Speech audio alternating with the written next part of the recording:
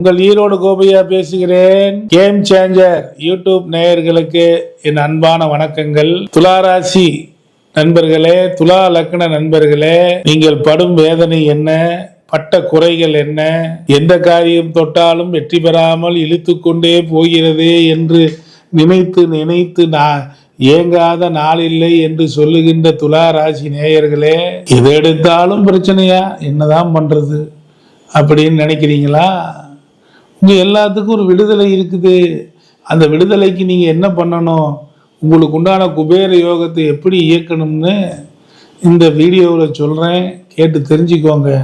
மிக எளிமையா சில விஷயங்களை நீங்க பண்ணாவே ஒரு அதி அற்புதமான வாய்ப்புகளை நீங்க பெறுவீங்க.